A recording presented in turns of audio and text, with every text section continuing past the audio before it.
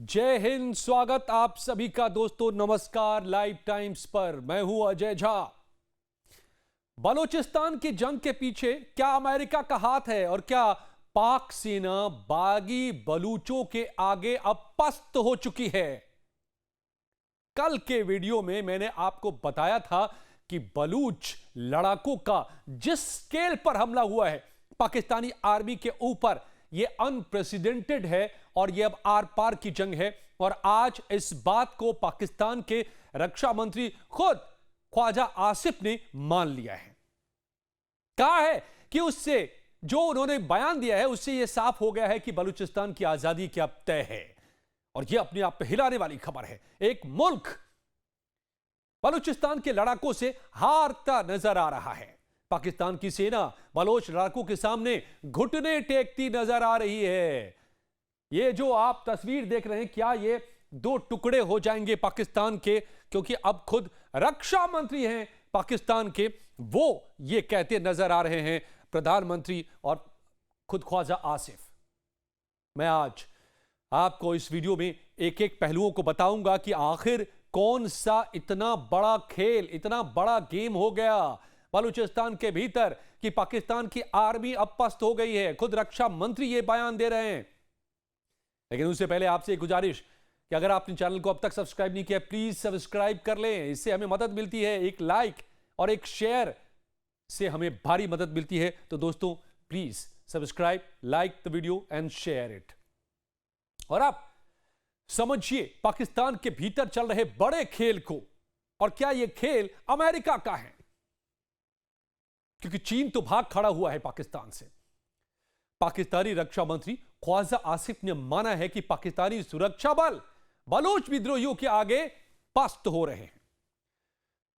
ख्वाजा आसिफ ने कहा है, पाकिस्तान के रक्षा मंत्री हैं, मैं किसी और की बात नहीं कर रहा, कि बलूचिस्तान बहुत बड़ा इलाका है, विद्रोहियों की तकनीक काफी एडवांस है। गौर करिएगा दोस्तों, बलूचिस्तान बहुत बड़ा इलाका है। देश का रक्षा मंत्री यह कह रहा है कि विद्रोहियों की तकनीक काफी एडवांस है। और उन्होंने दावा किया है कि उनकी राइफलें, यानी बलूच लड़ाकों की राइफलें और नाइट विजन डिवाइस अमेरिकी हथियार हैं। और ऐसे हथियार तो पाकिस्तान की सेना के पास भी नहीं हैं। यह भी रक्षा मंत्री ख्वाजा आसिफ ने बयान दिया है। कहा है कि ख्वाजा आसिफ ने स्वीकार करते हुए कहा है कि बलूच विद्रोहियों के पास अमेरिका में बने आधुनिक हथियार और नाइट विजन इक्विपमेंट्स है, उपकरण है, सेना से बेहतर गियर है उनके पास। यह भी ख्वाजा आसिफ ने कहा है कि विद्रोहियों के पास ऐसी राइफलें जो लगभग 20 लाख रुपए की एक है, वो उनके पास मौजूद हैं। थर्मल वेपन साइट्स, ये भी बीएलए लड़ाकों के पास है, जिसकी कीमत $4,000 से $5,000 होता है एक की कीमत थर्मल वेपन साइट्स की। यानी जिसको पहन करके रात में भी आप सब कुछ साफ साफ देख सकते हैं। Thermal weapon sites. और यह पाकिस्तानी सेना के पास भी नहीं है, यह भी बताया है पाकिस्तान के रक्षा मंत्री ने, डिफेंस मिनिस्टर ख्वाजा आसिफ ने। तो एक विद्रोही के सैन्य गियर की कुल कीमत लगभग $20,000 बताया है खुद ख्वाजा आसिफ ने। और इस पर सवाल भी उठाया है कि इतनी फंडिंग कहां से हो रही है? कौन है जो इतने पैसे बलूच लड़ाकों को दे रहा है? अब इसको लेकर के एक दावा यह है खुद ख्वाजा आसिफ का कि उग्रवादियों का नेतृत्व अफगानिस्तान में मौजूद है और उन्हें वहां से समर्थन मिल रहा है। और निशाने पर उनके कौन है? रक्षा मंत्री ने यह भी खुलासा किया है कि बलूच लिबरेशन यानी कि बीएलए बलूच लिबरेशन आर्मी के निशाने पर खास तौर से पाकिस्तानी पंजाबी हैं। और हाल के हमलों के बाद पाकिस्तानी सुरक्षा बलों ने 157 उग्रवादियों को मार गिराने का दावा किया है। कुल मौतें 250 से ज्यादा हुई हैं। हालांकि ये दावे दोनों तरफ से हुए हैं। इसमें 36 नागरिक भी शामिल हैं और 22 सुरक्षाकर्मी भी शामिल हैं जो पाकिस्तानी आर्मी ने ऑपरेशन किया। आम आदमी भी इतनी बड़ी तादाद में मारे गए हैं। और जो ऑपरेशन चलाया है अभी बीएलए ने, बैंकों, जेलों, पुलिस स्टेशन, सैन्य ठिकानों को एक साथ निशाना बनाया, कई शहरों में निशाना बनाया और पाकिस्तानी आर्मी तक को कैद कर लिया या मार डाला। अब यहां पर दो बड़े सवाल खड़े होते हैं दोस्तों। क्या पाकिस्तान की सेना ने उन्नत जंगी साजो सामान बलोच लड़ाकों के जो पास हैं पाकिस्तानी सेना से बेहतर तो कहां से आए, और ये अमेरिकी हैं तो फिर इनके पास तक कैसे पहुंचे? क्या अफगानिस्तान के पास इतना साजो सामान है और इतने पैसे हैं कि वो सारे साजो सामान इनको दे दे, बलूच लड़ाकों को अपने पास कुछ न रखे? ये जरूर है कि अमेरिका जब अफगानिस्तान से जा रहा था तो बहुत से हथियार छोड़ गया था, लेकिन क्या वो सब अब पाकिस्तान के बलूच लड़ाकों के हवाले कर देगा अफगानिस्तान? थोड़ा मुश्किल है इसको, और इतने महंगे खास करके जो वेपन्स है, क्योंकि अफगानिस्तान खुद तमाम खतरों से घिरा रहता है। तो बलोच लड़ाकों के पास मौजूद ये सोफिस्टिकेटेड हथियार साजो सामान अमेरिकी हैं, तो क्या अमेरिका इनकी कहीं मदद तो नहीं कर रहा? और अगर ऐसा है तो इसके मतलब क्या है? अब इस बात की आशंका इस बात से भी खड़ी होती है कि जो इस वक्त ऑपरेशन हेरोफ 2 बलोच लड़ाके चला रहे हैं, बीएलए चला रही है, उसके ठीक पहले अमेरिका की चेतावनी आई थी। यानी अमेरिकी चेतावनी के बाद यह हेरोफ 2 ऑपरेशन स्टार्ट किया गया। पाकिस्तान को पता नहीं चला, पाकिस्तानी खुफिया एजेंसियों को पता नहीं चला, पाकिस्तान की आर्मी को पता नहीं चला, जबकि चप्पे चप्पे पर यहां पर उसकी आर्मी मौजूद है, खुफिया मौजूद है, आईएसआई मौजूद है पूरे बलूचिस्तान के इलाके में। लेकिन अमेरिका को पता चल गया, क्योंकि अमेरिका ने इस ऑपरेशन हेरोफ के शुरू होने के ठीक पहले, यानी 3-4 दिन पहले ही बलूचिस्तान और खैबर पख्तूनख्वा के कुछ इलाकों के लिए level 4 means do not travel, यानी बिल्कुल यहां की यात्रा ना करें, यह उच्चतम स्तर की चेतावनी होती है, यह जारी कर दिया।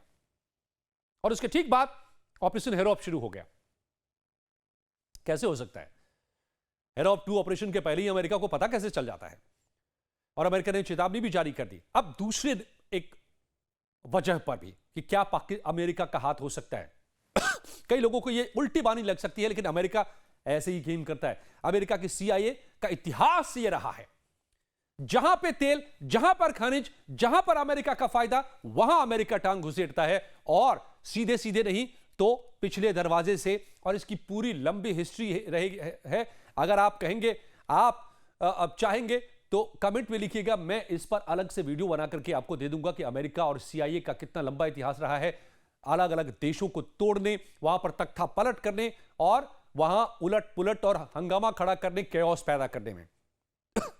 तो क्या पाकिस्तान के भीतर इस वक्त बलूचिस्तान में जो हो रहा है, क्या वहां अमेरिका का हाथ है? कारण नंबर 2 अब समझिए।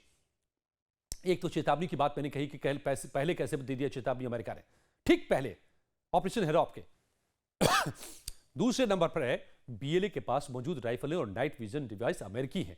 सवाल है कि अब इतनी मात्रा में इनके पास पहुंचा है, तो सवाल आएगा कि बलूचिस्तान को आजाद कर अब आखिर अमेरिका को मिलेगा क्या? क्यों ऐसा चाहेगा अमेरिका, जबकि खुद BLA को अमेरिका ने आतंकियों के लिस्ट में डाल रखा है? लेकिन मत भूलिए दोस्तों, हमने देखा है सीरिया में, जिसको कल तक अमेरिका ने आतंकी लिस्ट में डाला था, अगले दिन उसी को सत्ता में बिठाया और उस गले भी लगा लिया, क्योंकि उसकी नजर, उससे कोई फर्क नहीं पड़ता है अमेरिका को कि कौन सत्ता में बैठा है, उसकी नजर होती है वहां की संपदा पे, वहां के खनिज पे, या उसके इस्तेमाल पर, उस जगह, उस जमीन, उस देश, उस मुल्क के इस्तेमाल पर। तो अमेरिका ने BLA को आतंकी लिस्ट में डाल रखा है, लेकिन अमेरिका की नजर बलूचिस्तान में मौजूद खनिज के बड़े भंडार पर है।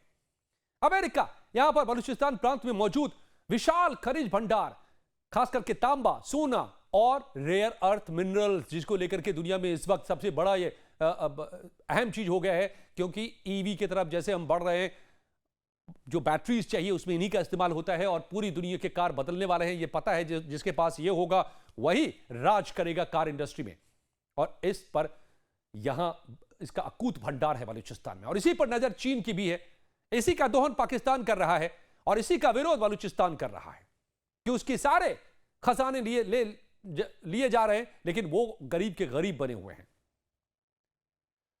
अब अमेरिका ने इसको लेकर के यहां पर कई निवेश भी किए हैं। रेकोडिक प्रोजेक्ट यहां पर अमेरिका का है। दिसंबर में अमेरिकी एग्जिम बैंक ने बलूचिस्तान के चगाई इलाके में मौजूद रेकोडिक तांबा सोना खदान के लिए $1.25 बिलियन, $10,500 करोड़ रुपए की बराबर वित्तीय सहायता की मंजूरी दी। यह निवेश भविष्य में $2 बिलियन तक बढ़ सकता है।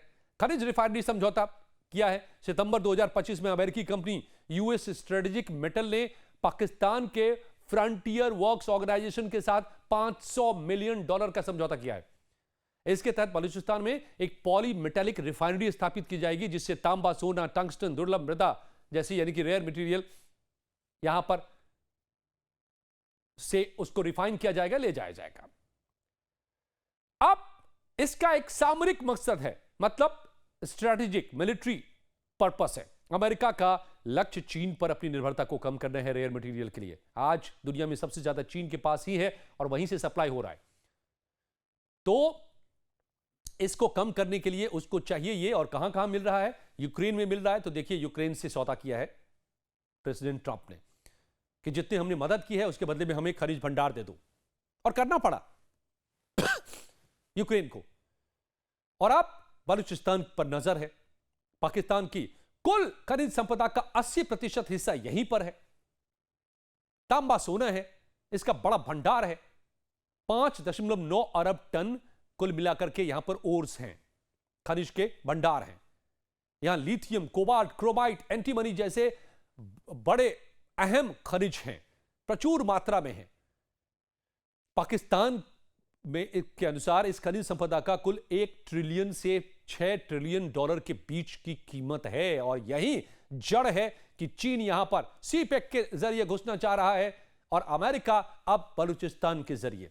अब दिक्कत क्या है यह भी समझिए कि क्यों अमेरिका बलूचिस्तान को तोड़ना चाहता होगा।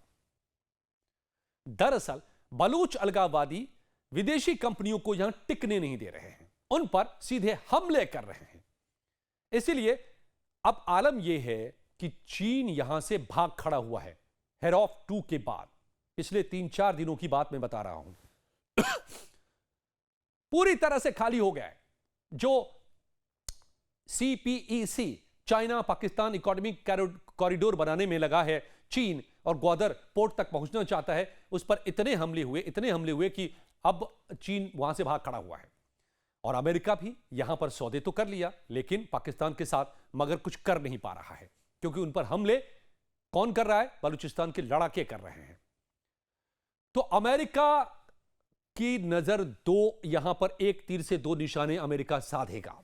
एक तरफ अगर उसने जो पाकिस्तान बलूचिस्तान को अलग करने में कामयाबी हासिल कर ली, और गुप्त समझौता अगर बलूचिस्तान के साथ अमेरिका का हो चुका है, फर्ज कीजिए इस थ्योरी पर, तो इसका मतलब क्या होगा कि तुमको आजादी हम देते हैं, तुम हमें मिनरल्स दो। जैसे यूक्रेन को अमेरिका ने साफ तौर पे कहा कि हमने तुमको मदद दी और तुम इसके बदले में हमें अपने खनिज दे दो, और ले लिया। बलोच अकेले नहीं लड़ सकते। पाकिस्तान एक तरफ, चीन दूसरी तरफ, अमेरिका तीसरी तरफ, तो उसको भी मदद चाहिए। और यह मदद अब मिलती दिख रही है।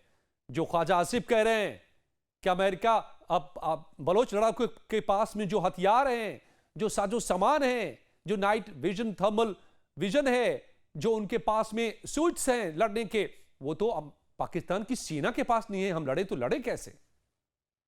तो इतने उन्नत, इतनी बड़ी मात्रा में अगर साजो सामान मिल रहे हैं तो कहां से? और वो सब अमेरिका के बने हुए हैं।